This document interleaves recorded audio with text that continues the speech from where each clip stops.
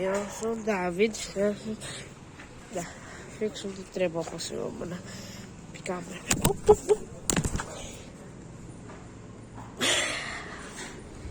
Era să scas telefonul, chiar trebuie.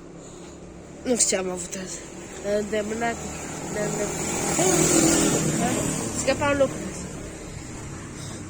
Vreau să vă zic că cei 4 abonați care i-am, sau 5, nu știu, stau cu gura la microfon, pentru să nu mă vedeți că stau cu gura la microfon, nu cu batimă, nu se aude bine.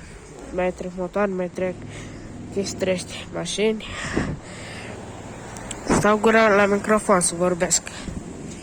Și cei 4 abonați sau 5, vreau să-mi dați idee ce video să fac, dar în casă, că afară am pus eu un video, dacă l-ați văzut. Înainte de asta am pus un video, ați văzut că s-au auzit acum mașini. Am pus al video că ploua, acum s-a oprit. Dar o să înceapă iar ploaia, o să înceapă de toate. Și o să vreau să-mi zici, iar cu mâna la cameră, vreau să-mi zice ce să fac, ce video să fac. Și dacă vreți cei 4 abonați, mai trimiteți la altă lume, ca să afle de canalul meu de YouTube, și ajung și eu la 10 abonați, măcar la atâta, la și un 0 în fața, atâta. La 10 abonați și atâta. Nu arăt jos.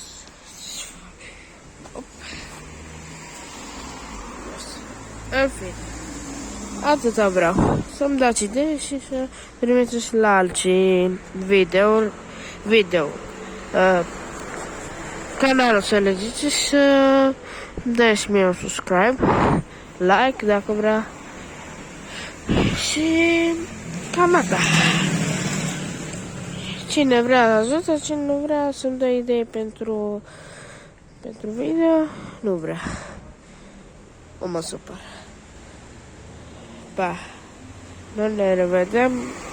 Dacă îmi vine mie o idee, fac eu. Și după iau și ideile voastre. Și ne revedem noi la următorul video. Pa. Următorul video. Da, video. Să fac video. Nu o să mai fac video în ăsta mic așa.